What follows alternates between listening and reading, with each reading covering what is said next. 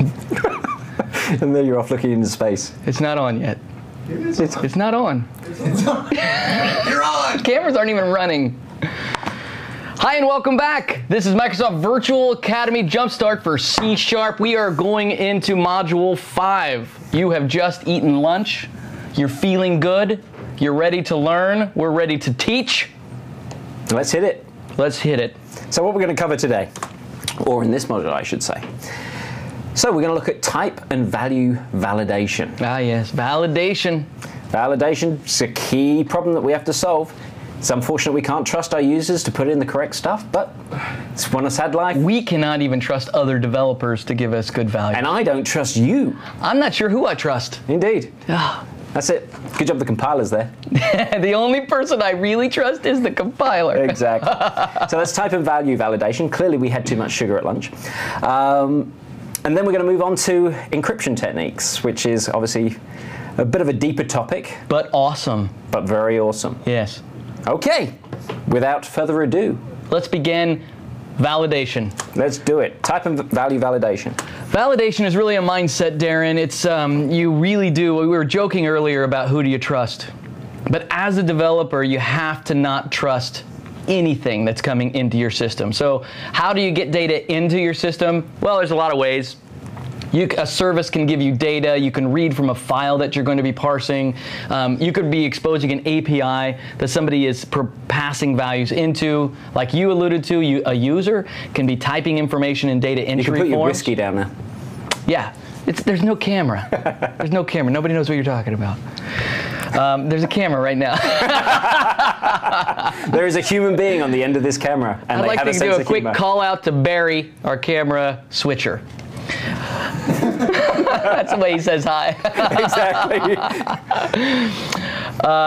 Where were we going? Where were we? We were talking about validation and the fact that there are many sources of data. There really are a lot of ways for you to get data, and the moment you trust any of them is the moment you introduce instability into your application. Yeah. You want to be good-natured, you want to be trusting, but you can't write an app that way. Like we talked about it earlier in the morning, you want to be defensive. You want to write assuming that your application could really suffer from bad data, suffer from what the user passes in, you want to be able to write your application so that it's robust, so that it handles those and doesn't get broken because of something that's broken outside of it. So that's where data validation comes in. Exactly. It's only paranoia if the users aren't out to get you. Right. I would say users are the worst part of software development. Exactly. Software is perfect until it gets used. Or tested. Testers are just as bad. We actually love them all. Mm-hmm. Yeah. Well, you do. Exactly. Yeah.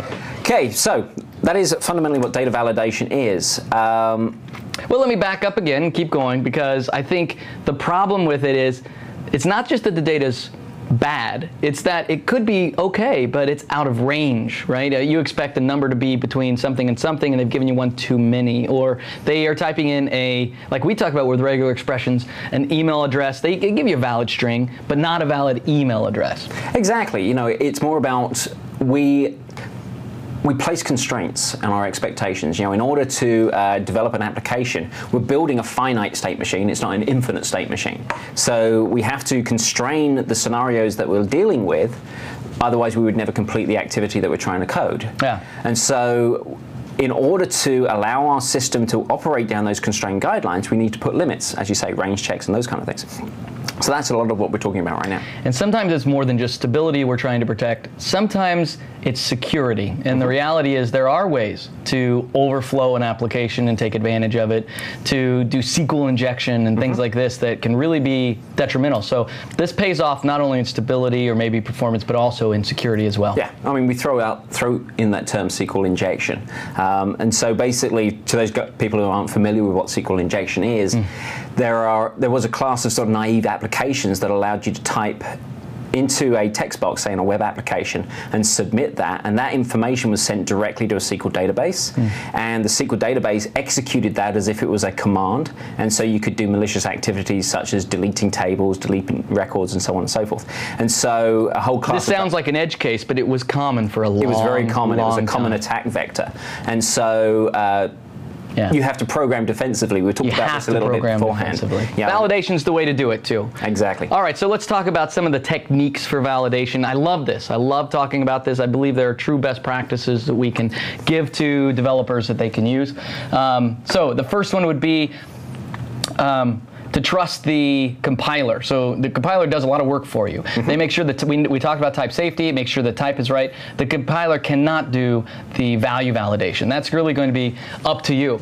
And so we have a couple nice ways to kind of work through validation. One of them is debugging just the application itself and tracing. And what we can do, a lot like unit tests, where you can have asserts inside a unit test. You can do debug and trace asserts that evaluate to a Boolean condition like an if statement would.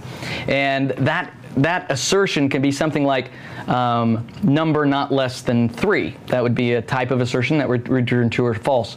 We can put that inside a debug, or we can put that inside a trace assert, and if it fails, it will literally stop at that point and notify the user. There's a difference between debug and trace, Darren. Debug happens during a debug session while I happen to be attached to a debugger, so I can step through it. Yep. Very big deal is trace. Trace, of course, happens all the time. So we can trace in a release build as well as a debug build. Common mistake, a big problem when your application is showing debug information in release. Yes. I would say that is a non-optimal behavior. Suboptimal for sure. Somehow, yeah, I don't want to say non-optimal. Well, that would be dumb, yeah. Thank you. Thank you. You're welcome. Gosh, I was right about you. So, another thing you could do, this is a way of not just validating, but reacting to an invalid state would be through raising an exception, especially when we're talking about things passed to an application. So the arguments that are being passed to a method, arguments could be null, so you could raise an argument null exception. It could be out of range, you could pass an argument out of range exception. You could also just pass a general argument exception. This is a good way, a typed exception like this is a good way to say this isn't just an error, this is a type of error, and that type of error is whatever that type is. So here an argument exception speaks directly to say what is going wrong, and then you can add to the that exception to say more detail, add a message to it, and things like that as well. So it points to a specific one. If we were to look at this, so we have a sample on a method for set name. And so set name is easy enough, a small little method that all it does is set the value. And if you really look at it, all it is the very last line, this.name equals value. And all this other is just extra. It's almost like commenting. It just feels like stuff you don't need, but it's stuff you absolutely must need. I mean, a point I'd like to make here is that often when people are looking at sort of sample code and they may be out at MSDN and so on and so forth, people often comment, well, it doesn't look, it's not real code in that I don't have to, there isn't all of this defensive programming in there to ensure that these things are safe. What people have to understand is that those examples are out there to demonstrate how to use a particular feature, not to repeatedly show you how to do defensive coding.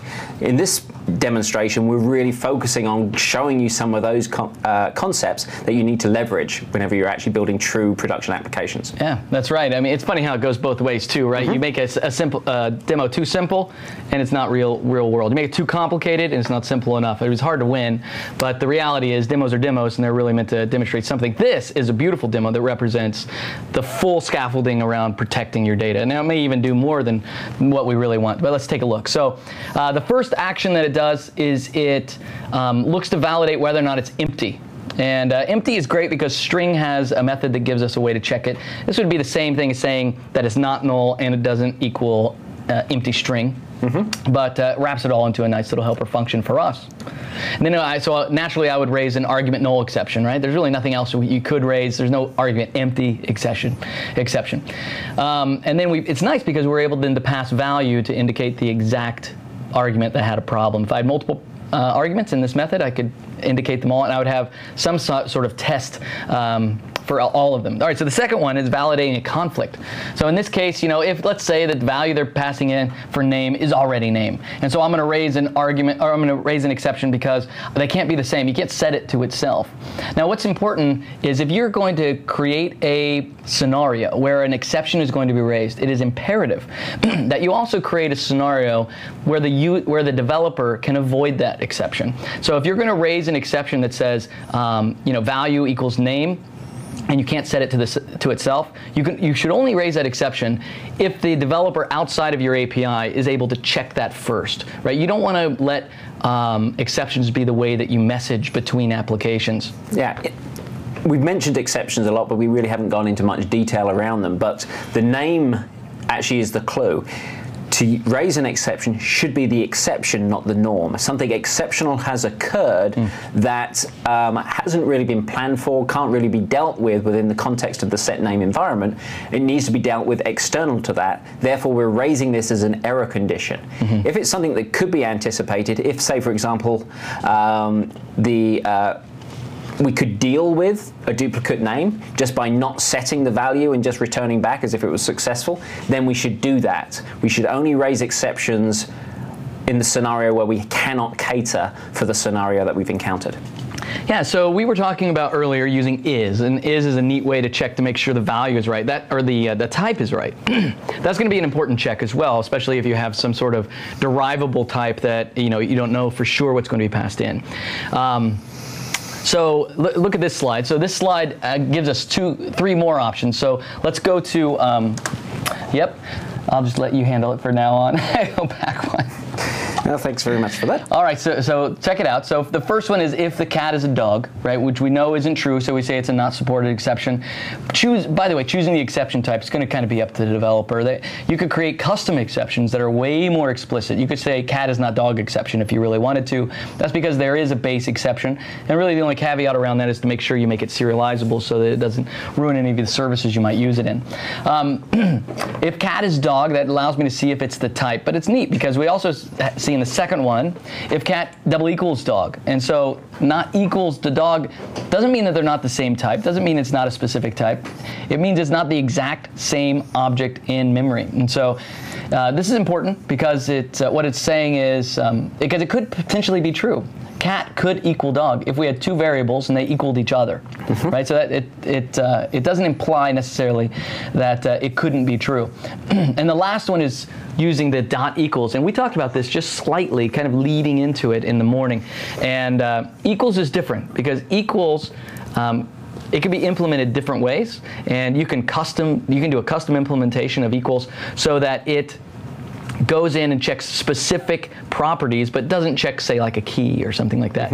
Either way around it, it's not looking to see if they're the same object. It's looking to see if they have the same values. On a simple value, like integer, it just checks number to number. But on a complex object that you might create, you might override equals so that it checks exactly what it needs to make sure they're equal. For example, you could use name. If the name is the same, then these are equal. It could be that simple of logic. Yeah. That's really right. Okay, perfect.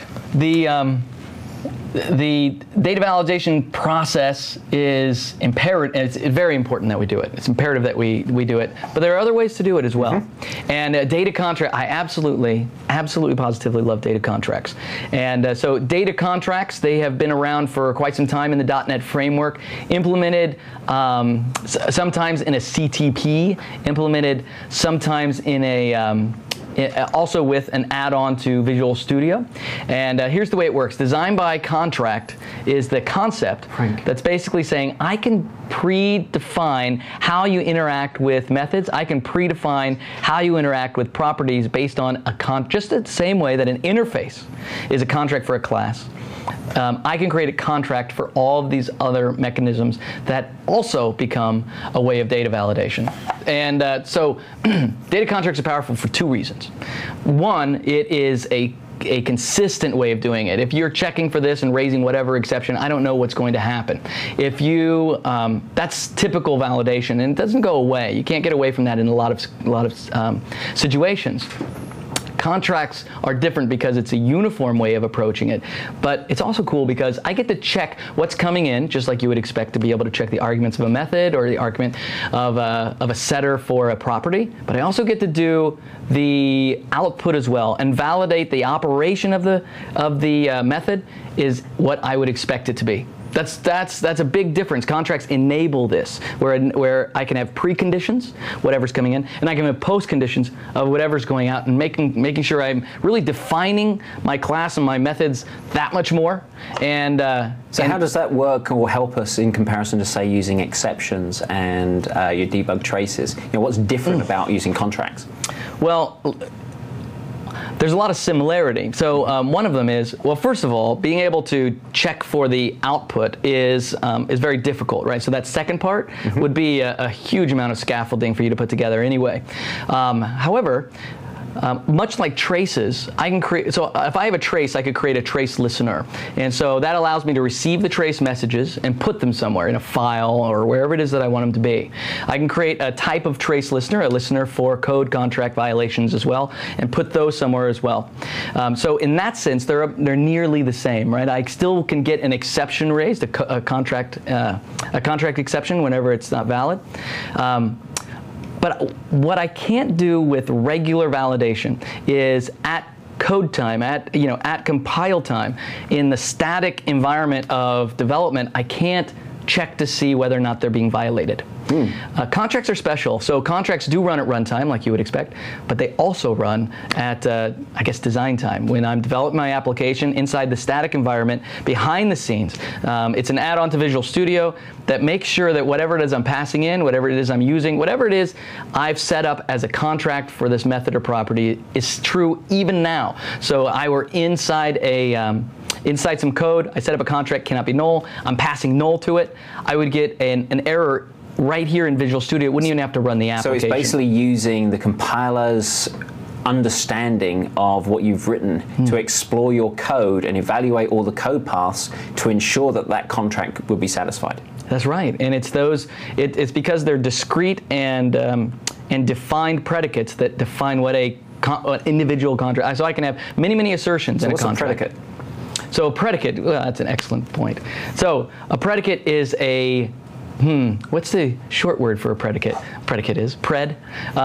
What a predicate? Well, a predicate is fundamentally something that evaluates to true. It indicates membership of a set of some form. It so does. You're supplying an expression that you're turning around and saying, for this contract to be honored, then this expression must be true. Yeah. Usually when you write an evaluation statement of some kind, it really does boil up to be a predicate. It's like a where statement in a SQL clause almost. Yeah. I mean, really, that is. By returning true, you indicate membership of the where set. Otherwise, it's false and it's excluded. Yeah, that's right. So each contract uses a predicate as its definition. That can be executed by the compiler inside Visual Studio. Very powerful. Very powerful. Awesome. In fact, I'm gonna pull up a project and we're gonna take a look at it. So it's number 23. All right. Let's see. Perfect.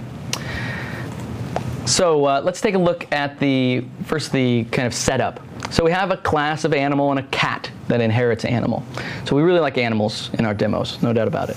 Yeah. So we have a single property, its name, and a single method of set name, very similar to what we had done before.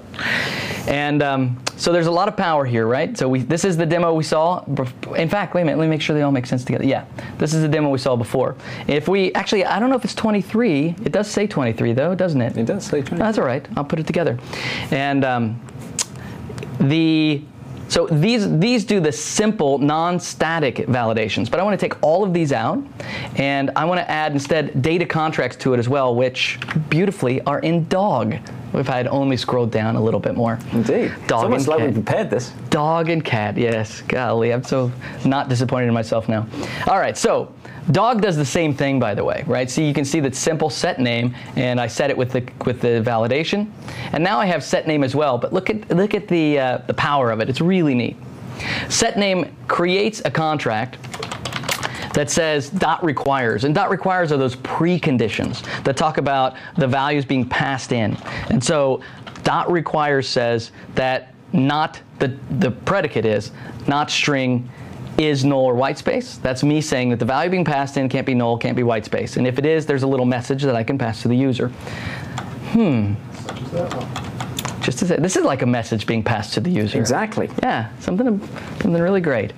And all right, so that's the first one. This is great because it truly does replace all of the pieces in that we did above, right? It can do all of these predicates can be replaced with a contract. Now, what's nice is contracts also enable me to write in this longer syntax if I want to. I don't have to use contracts. I can do this, and I can define a contract block and still use the same code, and it could still execute at static time, which is really nice. Now, this is what I've accomplished in set. So I do all of the preconditions using requires, and I could add again and again all the ones that I need, like so. Right? And I could change those predicates to check whatever it is that I want. Now here's where it's cool. Here is getName.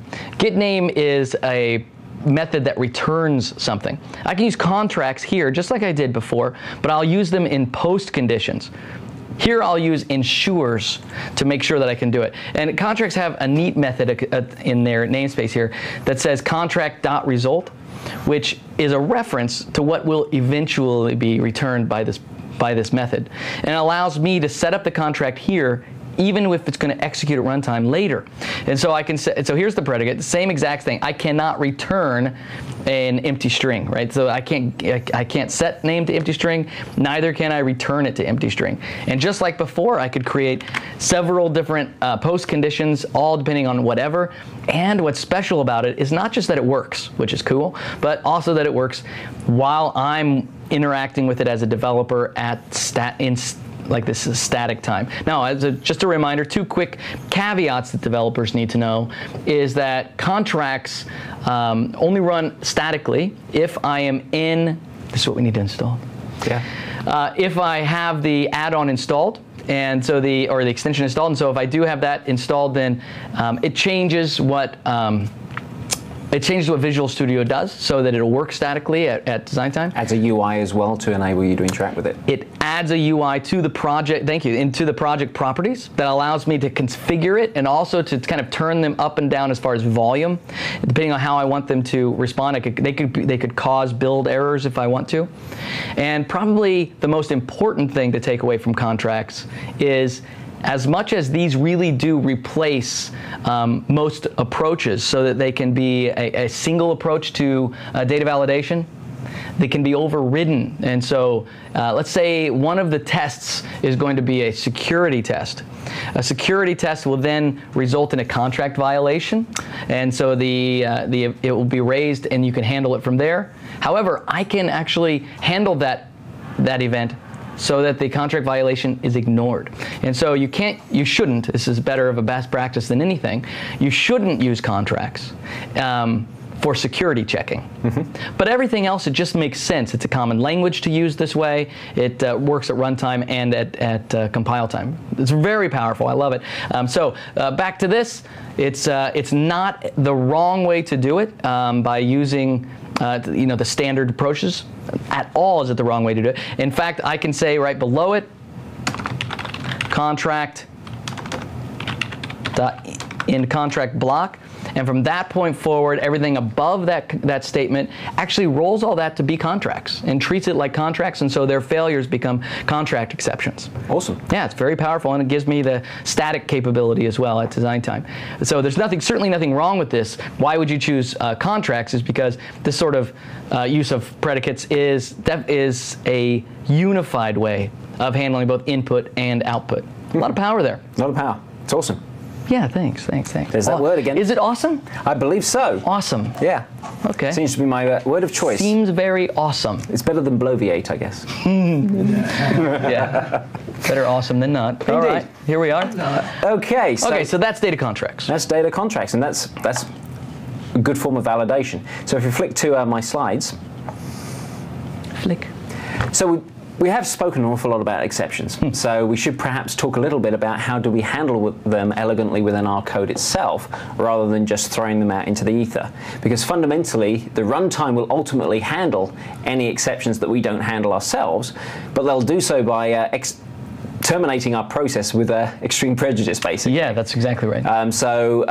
That's fine. You know, it's a strategy if that's how you wish to deal with exceptions, is just leave it for the runtime. But unfortunately, you get a big fat dialogue that pops up and scares the heck out of your users. So I really wouldn't recommend that. And can result in your application no longer being stable. Even if your app can't, you know, they click continue and it still tries to run. It's in an unknown state, effectively. Yeah, I think you made a good point though, that the runtime will actually catch the exception. I mean, we say unhandled, but it's not endlessly unhandled. What we really mean is it bubbles all the way to the runtime and you expect it to do it, right? It will, but it's not happiness. And in a lot of the development frameworks that you use, such as WPF, Silverlight, if you're using that, and so on and so forth, is at the main app layer, there is generally an event that gets raised which represents any unhandled exceptions that have occurred in your application. So you can actually trap them at that top level. And that is a strategy if you want to turn around and say, oops, something bad has happened, unfortunately we're going to have to shut down, and that's the strategy that you put in place. Yeah, so let's talk about catching exceptions. Yes. Right? That's what we want to do. We want to catch them. Exactly. And so imagine the scenario where we have this process, if you're looking at the code on the right-hand side. This process could throw exceptions. If we wish to you mean the process? You see? Yeah, it's English, American, bruised, not. There is this process method, and it could potentially throw exceptions which would disrupt the execution of our application and potentially leave it in an unknown state. So we wish to handle those. So the syntax in which we can say that we wish to handle this scenario is to leverage the try followed by a code block.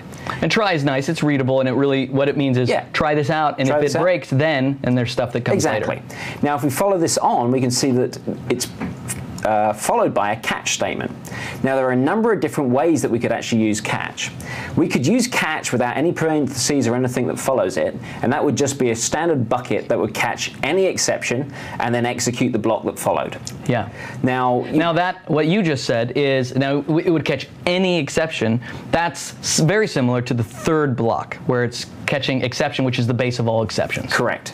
Yeah. There is actually one type of exception that doesn't inherit from those, and that is a COM-based exception. Yeah. And so catch would actually catch that. It's funny how we call these words things that are actually useful. Catch, catch, catch. Yeah, it's nice. Okay, but we can also chain together catches, and the advantage of chaining together catches is if we move from most specific to least specific, we can catch a number of different types of exceptions and deal with them in a different way. For example, here we have a divide by zero exception. Yeah. So if we want to be able to give a different action, or say, for example, whenever we get a divide by zero, we just want to return a value of 0, then we can intercept that exception and set the return value of this code block to return 0. Divide by zero is a great example of raising an exception that really communicates what went wrong. Exactly. A generic one, it's still the same, but and the only reason you would use a typed is because you want to really be able to communicate what went wrong. And it gives you the flexibility to respond to them in a different way. That's right, because now you can have a catch for each type, and you can respond to what exactly went wrong, maybe differently. So you could potentially get something like file is closed, or file is opened by another process. And so you could in your catch wait, or perhaps look to see what's using it and let it release it, something like that. And so this really speaks to the design process, the technical design process of implementing a solution, that you want to consider some of these scenarios and think, okay, if I am the developer of the process method that we're invoking at this point, what support and infrastructure do I want to provide to somebody who consumes this method? Yeah. And then one of the good uses for XML comments is to list out all of the exceptions that this method could throw, thereby inviting a consumer of this method to actually catch any ones that are useful, and then to use a bucket to catch all the remaining. So that's actually pretty cool. That's, by the way, I want to jump on that because it's actually important. If you have a method and you have done a good job of documenting all the possible exceptions that can be raised, then I can actually test for those conditions. I can create a unit test or some sort of test that says, I'm going to lock that file, and then I'm going to call your method, and I better get that file locked exception, right? And then I can test to make sure not only that it does what it's supposed to, but it does everything it's supposed to when the conditions are wrong. And so there's a lot of power there too. Exactly. And for anybody who's involved in in estimation for software development, these are the cases that you have to consider that normally screw up your estimates. That we typically estimate how long we think it's going to create to build the golden path. We don't necessarily consider all of the if scenarios that we need to deal with in that environment, and often that adds a significant amount of development time onto the process of actually solving the problem, is dealing with the real world data validation, exception handling, and so on and so forth. It goes back to the reality that the worst part of software development is users. Exactly. Yeah. You know, it works on my machine, TM. TM. Yeah, too late for that one, man. Shampoo. Okay, the other aspect of the try block is it can also optionally be followed by a finally statement. Yeah, this is important. Now, this is very important. We can actually use try and finally without having catch at all. What finally is finally is a promise. And that is, regardless of what occurs during the try block, the code that's contained in the finally block will always execute. There is no exception to that. There is no exception. And I think that's important. Finally is reliable. It is. Because you may be doing something in that try, let's say process. You're doing something in that process that's very expensive. It opens up files, it opens up resources, it holds open streams, whatever it does, and there's going to be a failure. And you could handle it well enough in the catch, but then you need to do something in the finally to release all of that stuff. Exactly. And now a trick to bear in mind whenever you're dealing with the finally is make sure you cater for scenarios where everything's worked correctly and it's also gone horribly wrong. So say, for example, you open multiple files. The first file may open successfully, however the second file may fail and throw an exception. If you assume in the finally block that you've got all your files open and you need to close all of those files, you could actually end up in an error state. So you need to perform checks in finally to make sure that you deal with any partially completed try activity. Yeah. Does that make sense? It's funny, man. I mean, we do data validation to make sure that the user or whoever isn't giving us bad data. Then we use try catches to make sure all the stuff we're calling doesn't fail and do stuff we don't expect. We got some serious trust issues, only to move in now to encryption. Yeah. I mean, holy smokes, this module is all how long about. have you been coding? We've all got scars from all poor assumptions. Well, yeah, that's right. Exactly. You probably do. Okay, so let's talk about encryption. Oh, we already did data validation, Tim. I don't think I can do much more there. I think we're good. And definitely it's around, with the takeaway, it's around contracts, right? Doesn't matter what framework you're using, there is a version of contracts for you. Exactly. Yeah. And so let's look at encryption. Encryption? Yeah. Okay, so what is encryption? Encryption is... I wanted to get it started. So, but the reality is, encryption is taking data and making it not readable. Correct. Yeah. Don't confuse encryption with security, although there is an aspect of security in terms of security by obscurity. You know, if you can't read it, then the data contained therein could be considered to be secure, but encryption isn't fundamentally about security. It is about making data unreadable. Right. It can certainly increase security, but does not establish it. Exactly. And, you know, when we're contrasting security there, we're talking about the ability to access something, whether you're authorized to access something. Encryption just makes it difficult to read once you get access to it. Now, once you make it, let's just say impossible to read for fun. Nothing is impossible. We know that. In fact, whatever it is we're going to talk about can be undone. Just like anything that all levels of security can be unwound with enough effort. But encryption makes something unreadable. But we can read it. We can read it because obviously with encryption there is the ability to decrypt it. Decryption, all right? Okay, and so we've talked about how rich the platform is in terms of the capabilities it provides. There are 4 foundational types of encryption that we can support within the .NET framework. And the great advantage of these encryption capabilities is they are implemented at the operating system level. They're part of the core of the system, and we're leveraging those within the managed environment. Okay. And these are natively part of the framework waiting for you to use. Exactly. They're baked in there and so on. And so they're going to operate as fast as your system can operate in terms of implementing encryption. Now, as we look at these in terms of the order from file encryption down to symmetric and asymmetric encryption, there are increasing levels of processor capability needed to perform those operations, both encryption and unencryption. So encryption is expensive from a processor point of view, and the more intense the encryption, the more expensive. Don't Absolutely. pretend like it's free and it's going to happen like that. Exactly. It's, with everything comes a price. Right. So, as I say, we have file encryption, which is simplest and is really based around you, the user. We then move on to Windows data protection, which, as it kind of implies, is baked into the Windows operating system. We have hashing, which we'll touch on, is basically used for signing and validating data. And then symmetric and asymmetric encryption, which is really about sharing beyond your user space. Yeah. So, if we look at file encryption, as the name suggests, it encrypts and decrypts files On a file level, and it doesn't mean a file that's inside your application. This is just a file that's on. It's interacting with your Windows file system to actually encrypt them within a file system. Yeah. It's very fast because it's a native part of the system, and it's effectively going to encrypt it on the disk.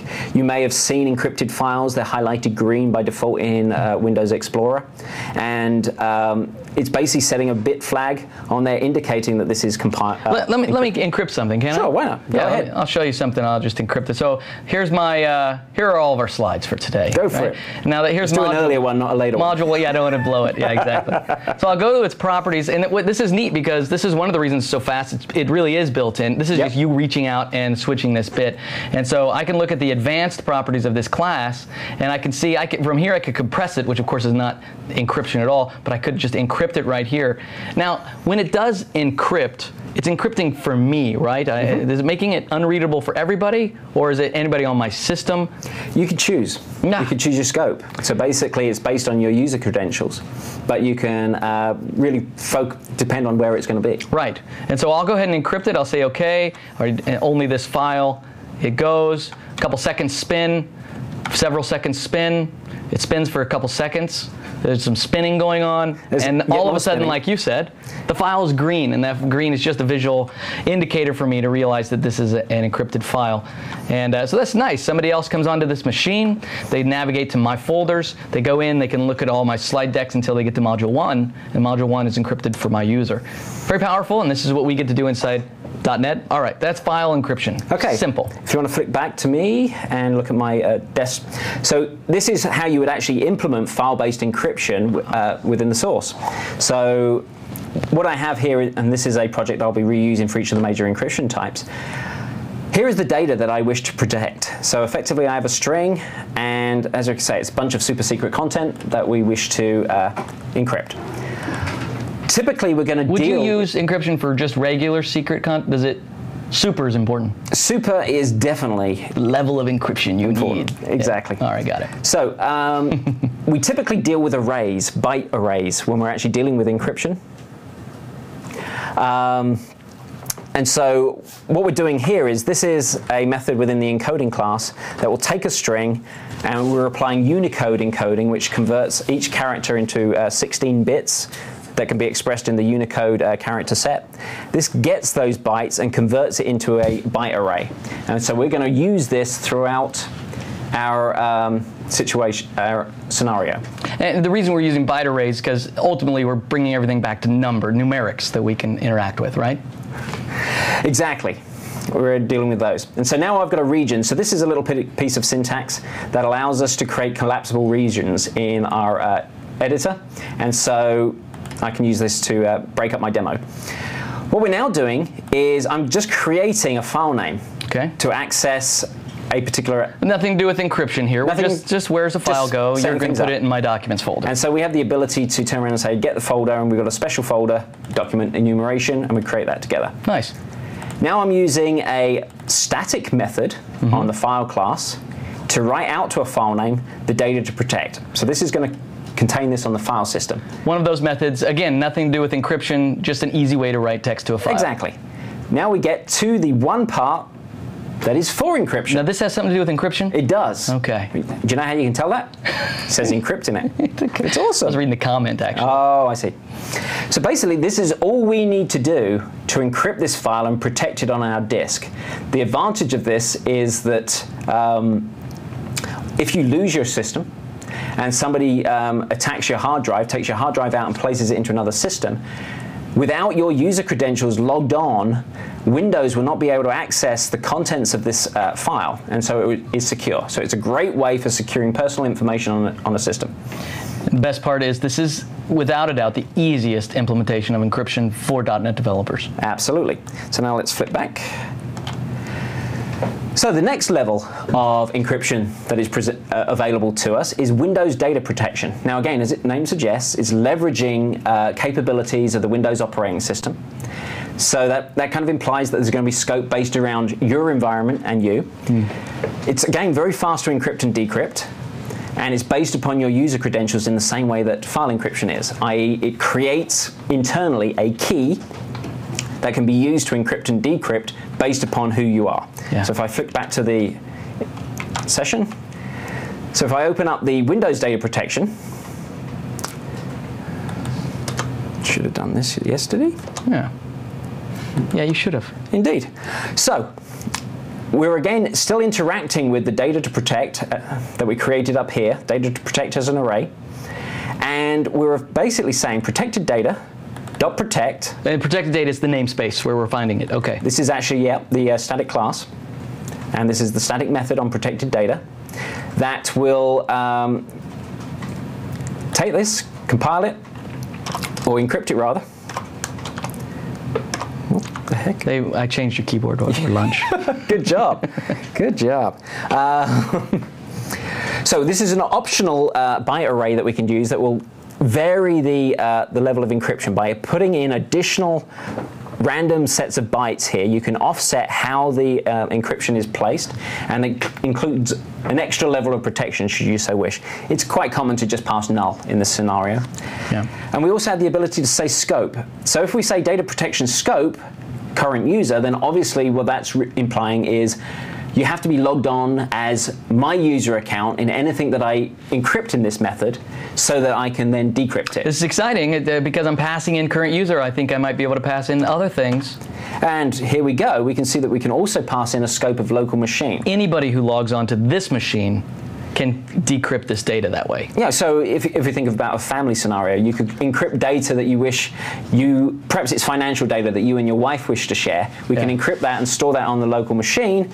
We can both access it by logging onto our machine, but if we lose it, then we don't lose our social security numbers when somebody else steals the hard drive. Yeah. So that's pretty slick. Brilliant. And so I'm looking at Windows data protection and I'm looking at file protection, and I'm seeing that they're sort of the same. One is encrypting something that's in memory, and one is encrypting a file on the system. But you hit exactly the difference. So the file encryption uses Windows data protection services behind the scenes, but it gives you a shortcut mechanism to protecting files on your disk. Brilliant. This allows you to protect data in memory that you may then choose to write to a web service somewhere. You may choose to write it to a database directly, and so on and so forth.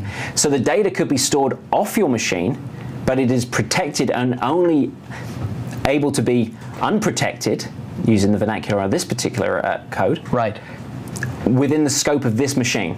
Anybody else downloads it from that database on another machine, it's just gobbledygook to them. They can't touch it. So this is encryption, taking the data so I can't read it. I get that. That's really, I mean, it makes sense. We're going to interact with a lot of data throughout the applications that we're going to write. Sometimes you're going to hit data that you should, honestly, just to be a good citizen, it should be encrypted. Too many things are probably stored as plain text. Now there's another step. Sometimes, because encryption is expensive, what you don't want to do is encrypt the entire payload. Instead, you want to start giving assurances around it that people aren't going in and monkeying with it. Sounds like you want to sign it. What I would like to do is sign, almost like, yeah, exactly, like a wax seal on an envelope that proves it hasn't been opened since the last time that whoever signed it. That's a good point. It just so happens that is there some way to do that? It's amazing. Nice. So we have the ability to create hashes, and a hash effectively is a value that is derived from the contents of something, and that value is guaranteed to always be generated in an identical manner for the same content. And so we can use that to determine whether some data has been tampered with. It's a one-way encryption algorithm, which makes it really fast, because if you just code something together that loses a bunch of information but effectively is unique, you cannot recover the information from it if it's already lost a bunch of data.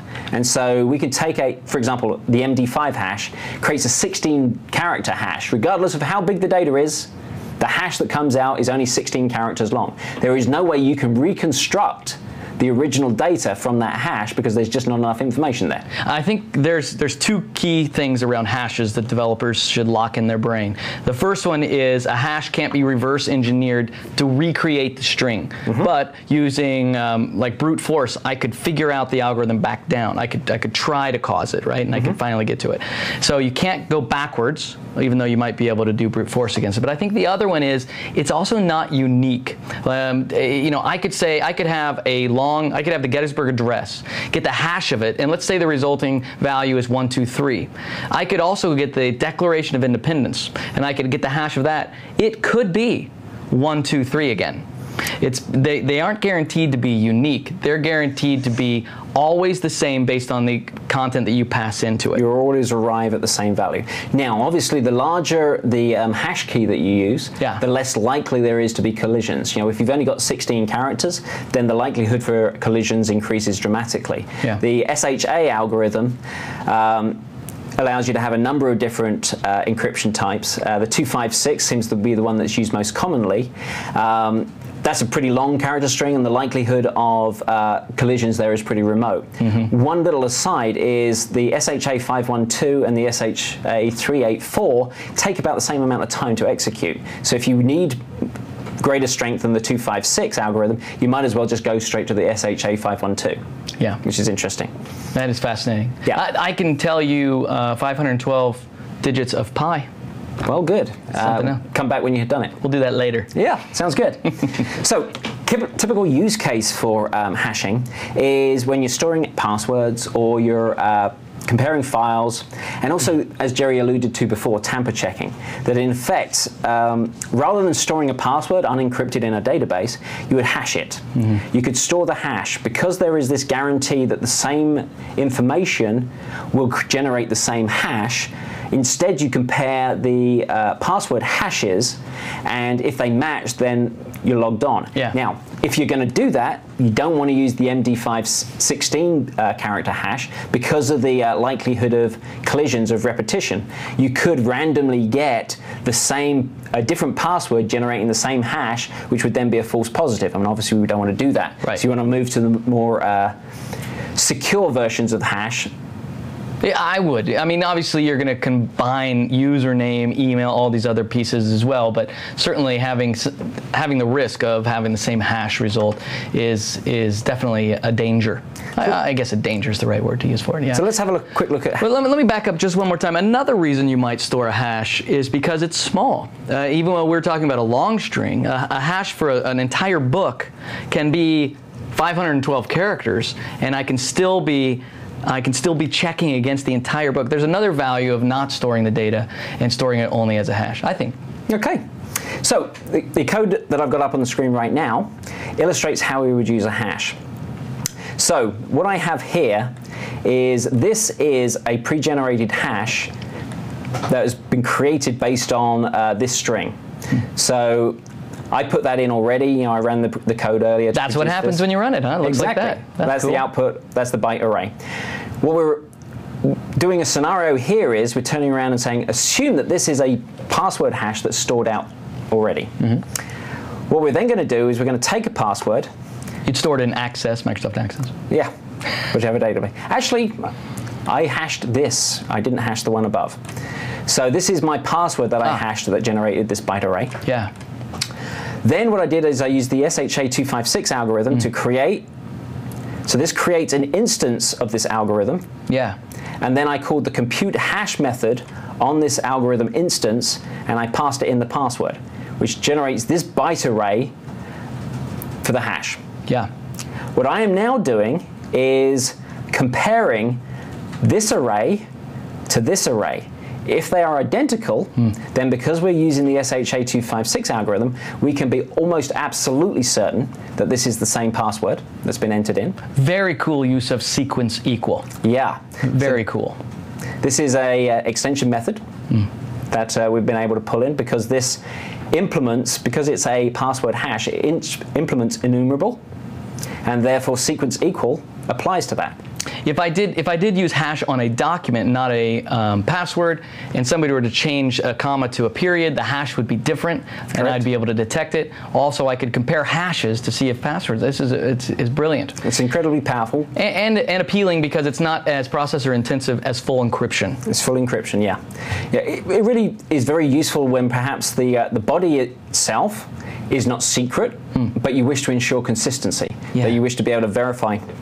This is what was originally sent to me. Yeah, and it is. You said earlier signing. This is what it is. When you sign a document digitally, what happens is it creates a hash, and from that point forward, what you sign is associated to a hash that's combined with your identity. Perfect. But now we're starting to get into the real meat and potatoes of encryption. Good, just in time. Just in time. We're starting to get to symmetric encryption.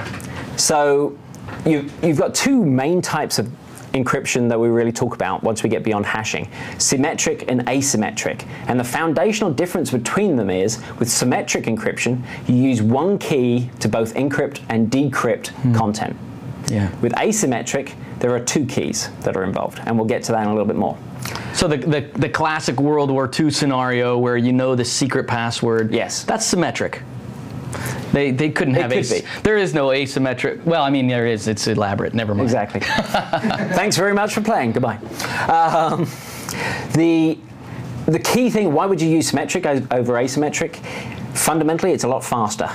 That you're not having to do a whole bunch of complex algorithmic work to ensure that the product of the public key encryption can only be decrypted by the private key that you use in asymmetric. Yeah. So this same key works in both ways.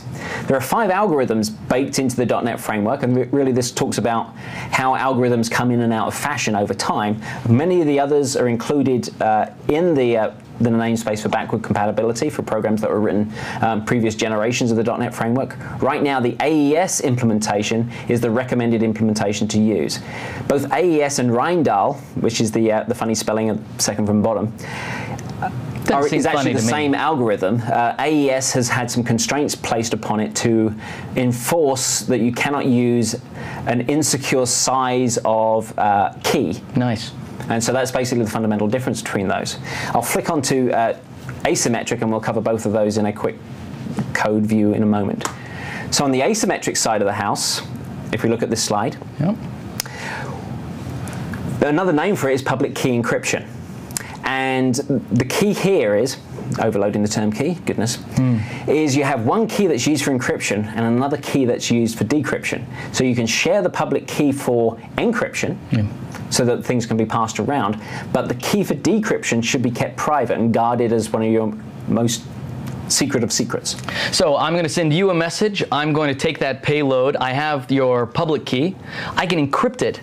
As soon as I've encrypted, even though I have your public key, I could never see it again. It is encrypted, and only your private key could ever decrypt it again. So it's a safe way for me to send you a message and to know that it doesn't matter if Frank gets it or anybody else, they're never going to open it because only you have your private key. Exactly, and it's used for digital signatures to enforce that what I'm passing across has only come from you.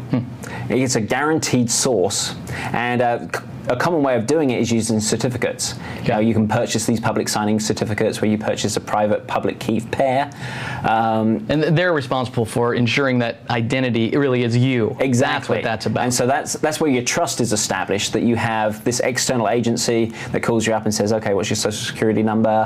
Who are you? Where are you? Right. Prove whom you are. And then they can issue you a personal one, or the same for corporate, that Microsoft has a public key cert that it leverages for its SSL. And you'll see on browsers you get the padlock that indicates this is a secure certificate, it hasn't been Works the violated. same way. It's exactly the same concept. Same thing with application certificates, to make sure the application that you're installing really was published or built by the trusted brand, trusted name. Exactly. And so if we look at the cryptography namespace for the asymmetric algorithms, there are 4. All 4 of these are safe. They produce sufficiently encrypted information that you can trust them. However, the RSA algorithm seems to be the most popular, and that's the one we'll look at in a moment. Great. Let's take a look at the code. I'd love to see how it's all implemented. I'm sure it's a million lines. The nice thing is, it isn't. Oh, good. 500,000. So, this is the symmetric algorithm. As I mentioned, it uses Rhein-Dahl. Rhein-Dahl. Of course it is. Heck of a word. Just rolls off the tongue, huh? It's Rhein-Dahl. That's my third child. Oh, good. How unfortunate. Next to reindeer? Reindeer and Tinkerbell. Okay. They're all sons, just so you know. Exactly. Kind of blew it for him. Okay, so, so this is the key.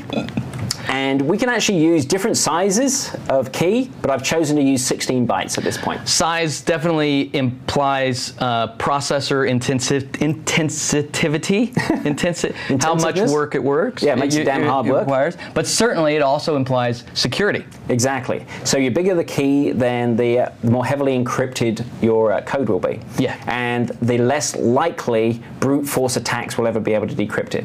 But 16 bits, or 16 bytes rather, of key, I forget the exact figure of how much effort it is to actually crack into it, but this is secure. Yeah. It's considered to be secure. If you were doing it with an abacus, it would take all day. All day. Yeah. That's awesome. There is another part of the key, or part of an encryption vector that we can supply, which is an initialization vector.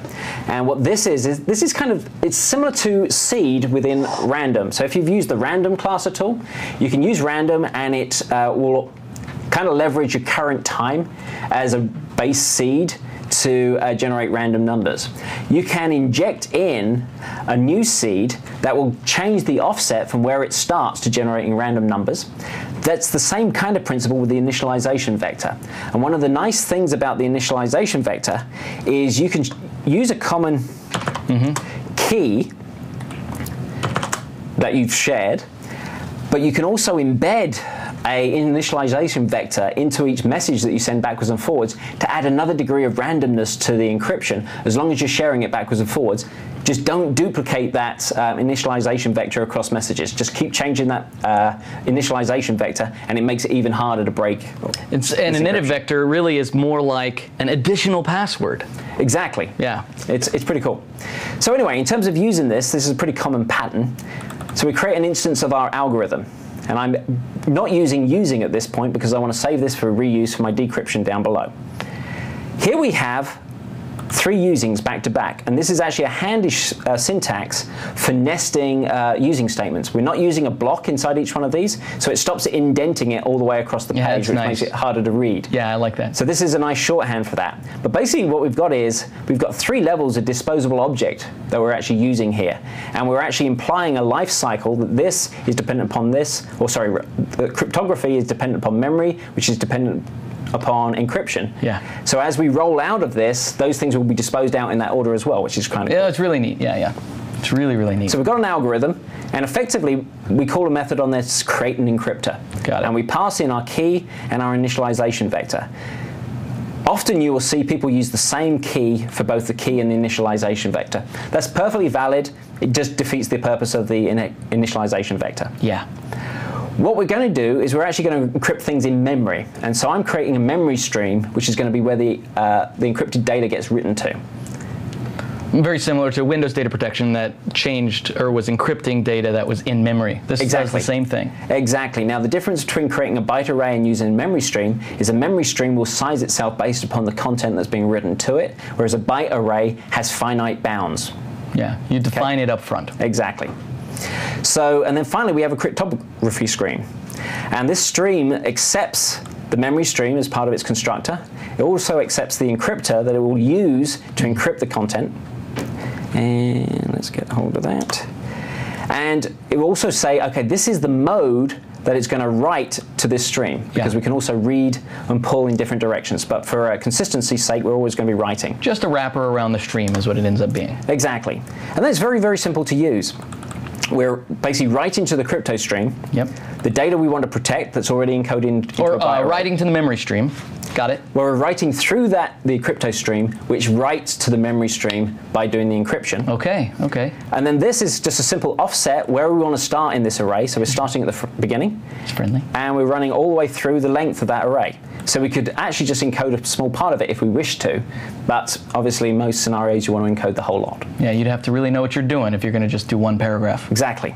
Now, because we're dealing with a stream, the way streams are optimized to work is they generally write in chunks. And so if we haven't completely filled a chunk, then it won't have flushed the stream. So what we do is say flush the final block even if it's an incomplete chunk. Sure. And that's what we're doing there.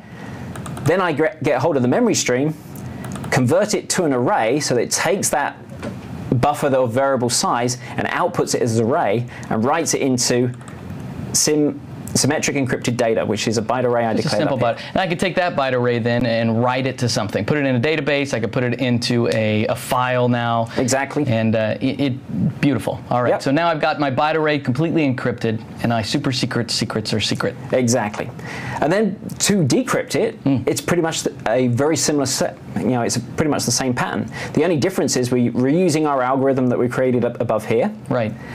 Instead of saying create encryptor, we create a decryptor. We're passing in the same key in the initialization vector. We're using a memory stream again. We're using a crypto stream. We pass in the decryptor this time. Yep. We're still writing to our memory stream. We are. And then we basically say crypto stream write. And it knows what to do because that's what you created, a decryptor, not an encryptor. Exactly. And it takes our encrypted data and the length of it. We flush out the block again. And we write it back into the unencrypted data.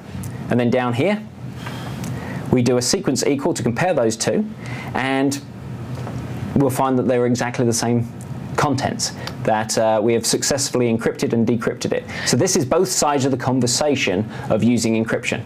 And I think what some people don't realize is that in the decryption of text, it will actually correct your grammar. That's probably the only change between the two. It won't actually do that, of course. And now we have this is symmetric, and I think it's worth reminding. I meant to say this at the beginning of the module here that all of the code that we have and that we're showing is in a solution that's available to you. You can download it right now. It's at xaml.codeplex.com. You can look there at the Microsoft Virtual Academy link and download it and go through it as well. We just showed off symmetric decryption. Right below it is asymmetric decryption as well. You can look at that and you can use that code in your own application. You just use it for your own learning as well. So let's take a look back. This module has been a very meaty module. I mean, it really has. I mean, we started with the validation of types and this idea that we can't really trust everything that comes to us. And we don't. We can't trust it, and for the sake of the user, for the sake of the stability of our application.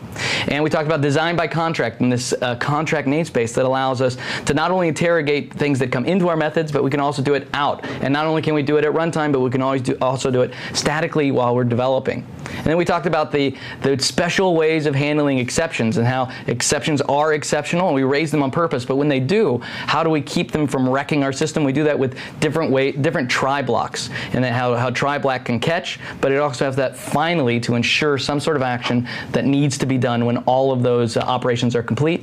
And then we went through encryption and the complexity of encryption, and really how that complexity has been sort of winnowed down thanks to the framework exposing both file encryption, the native Windows protection, as well as going all out with symmetric or asymmetric encryption. Yeah, and obviously we didn't get to the asymmetric part, but you can see that embedded in that solution.